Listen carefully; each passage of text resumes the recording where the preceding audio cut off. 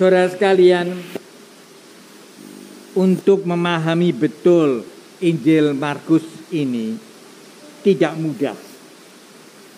Karena pengertian dan ukuran yang dipakai oleh manusia untuk menentukan sesuatu itu yang membahagiakan. Karena tujuan hidup beriman adalah bahagia. Itu tampaknya tidak sama dengan apa yang menjadi ukuran Tuhan. Tetapi tidak sama tidak berarti bertentangan sama sekali. Tidak mungkin. Karena itu tadi yang Anda dengar tadi, terus terang saja di dalam hati kalian, kemarin sering, apa yang ada dalam pikiran? Apakah orang itu tidak boleh bahagia menurut pikirannya manusia itu sendiri? Apakah orang itu didapatkan tidak boleh kaya? Karena orang kaya selalu dicurigai tidak bisa dekat dengan Tuhan. Apakah begitu? Orang tidak boleh mencintai dirinya, harus menyangkal dirinya. Kalau dia tidak menyangkal dirinya, maka dia tidak akan bisa mencintai Tuhan dan diselamatkan. Dan seterusnya. Itu semua adalah terus terang kalau Anda saya tanya dan sering memberi. Itu mungkin Anda masih bingung. Karena sehari-harinya kita juga termasuk imam, kecuali kalau dia memberikan atas nama Tuhan, jadi secara rohani khusus mungkin memang agak beda. Tetapi sebagai manusia yang kita biasa ini, kita tidak mengerti sebenarnya. Iman tanpa perbuatan, ya itu memang betul. Iman, dipikir iman tanpa perbuatan itu sebenarnya ya bukan iman sebenarnya ya.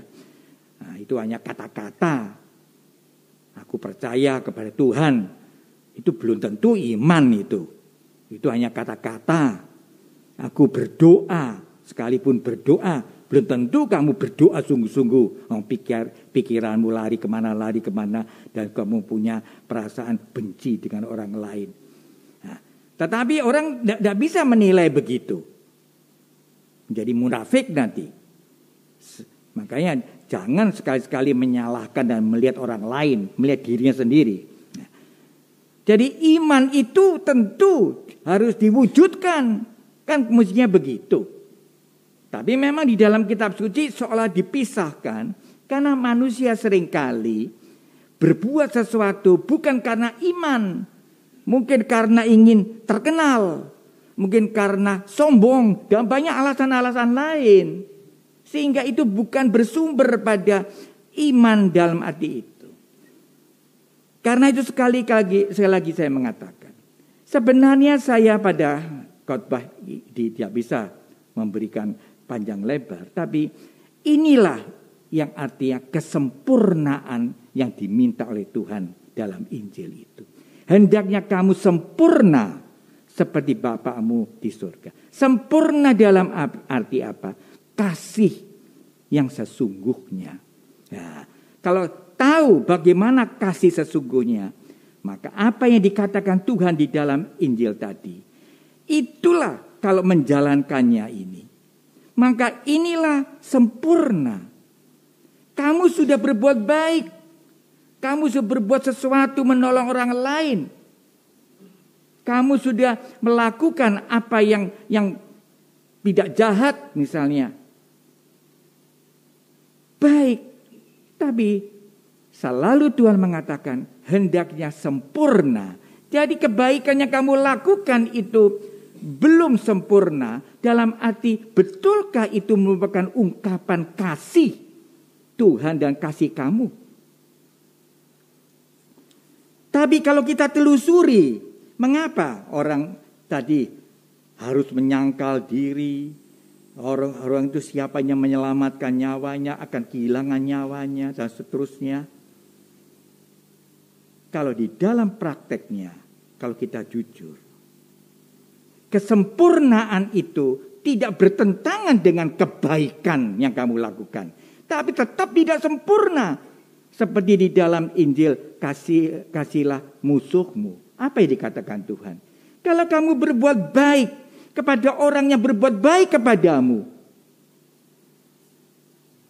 apa upahnya? Kamu sudah mendapat upahnya. Upah duniawi tentu saja. Kalau kamu baik, kalau kamu melakukan itu memang yang kamu senangi, ya baik. Tapi itu tidak sempurna. Kalau kamu bisa mencintai baik kepada orang yang kamu musuhi, nah itu. Karena apa? Karena Tuhan itu mencintai orang jahat dan orang baik. Karena dia memberikan matahari. Itu semua dikatakan dalam perikop kasihlah musuhmu itu. Lalu dikatakan akhirnya hendaknya sempurna seperti Bapakmu di surga. Jadi saudara sekalian, kalau kita melihat sejenak, orang yang terlalu mencintai dirinya, pada awalnya baik. Tapi kalau terlalu mencintai dirinya, maka kamu diperalat oleh kesenanganmu akan dirimu. Orang yang egois. Orang yang hanya memikirkan dirinya sendiri. Dan itu celaka. Tetapi kalau kamu betul-betul mencintai dirimu, maka kamu akan berbuat sosial. Karena kamu hidup bukan untuk dirimu sendiri. Kamu hidup juga untuk orang lain. Hidup untuk dunia. Maka sebenarnya pandemi ini pembelajarannya yang banyak. Orang tidak boleh mementingkan diri sendiri. Saya memakai masker bukan untuk saya supaya sehat. Memang saya sehat supaya orang lain sehat juga. Karena itu disiplin itu sulit di Indonesia ini. Kebersihan juga sulit. Makanya sekarang ini dengan melonjaknya Omikron ini. Pemerintah rupanya juga sulit. Oh bebas. Memang dikatakan. Bebas siapa yang sudah divaksin 2 kali dan booster. Dia bisa pergi kemana-mana. Bebas. Asal menjalankan protokol kesehatan. Nah ini, asalnya ini yang seringkali dilanggar. Coba dia masalah, oh bebas kok, bebas. Jadi bebas itu beri sakarepi dewe. Inilah pembelajaran. Mencintai Tuhan bisa menjadi mencintai yang berguna. Bisa aku juga merasakan cintanya itu. Kalau kamu berbuat baik kepada orang lain juga. Bukan untuk namamu, tetapi untuk benar-benar mau menunjukkan Tuhan itu baik. Karena itu aku juga baik. Kalau kamu kaya, sebenarnya kekayaan ini bukan untuk dirimu sendiri. Tapi kekayaan ini untuk supaya kamu jangan diperbudak oleh ketamakan, oleh keserakahan. Itu toh sebenarnya. Coba, pandemi gini, saya dengar, mudah-mudahan tidak ada, tapi saya ada ya. Kesempatan untuk memperkaya. Jual masker, jual ini, jual itu. Lalu dituduh. Oh ini main gini. Mungkin ada benarnya mungkin. Saya bukan orang itu. Seandainya benar. Ya cilaka itu. Kurang ajar tak benarnya itu. Orang lain membutuhkan ini. Situ cuan-cuanan itu. Itu sebenarnya. Jadi banyak orang-orang kaya. Saya kok ngomong dengan orang kaya. Oh Rama. Ini maaf jangan tersinggung. Orang kaya itu hanya beri sepele yang saja kepada gereja. Ini bukan arti saya menuntut. Sepelenya. Itu yang mengatakan orang kaya juga. Tidak seimbang. Makanya perpuluhan Romo percuma. Perpuluhan atau per-20-an itu kalau tidak hatinya seperti wanita janda miskin yang tulus percuma. Bukan cuan-cuanan, bukan hitung-hitungan. Tidak ada hitung-hitungan. Itu hanya sekedar cara bagaimana kamu bisa menyisihkan. Tapi pikirannya ini yang tidak sempurna. Itu pikirannya yang harus disempurnakan. Sehingga kata-kata ini iman tanpa perbuatan adalah mati. Karena yang membuat hidup itu adalah niatmu. Kejujuranmu. Kerendahan hatimu. Itulah yang membuat iman itu hidup. Marilah pembelajaran dalam pandemi ini membuat kita menjadi tahu diri. Membuat kita juga bertanggung jawab atas melonjaknya dan tidaknya virus itu. Karena kita berbuat salah, kurang bersih, kurang disiplin, tapi kita selalu membenarkan diri kita, merasa sudah baik. Itu juga termasuk para romo, termasuk semuanya. Nah, semoga saudara sekalian bacaan ini bisa mendewasakan iman kita. Itulah sempurna.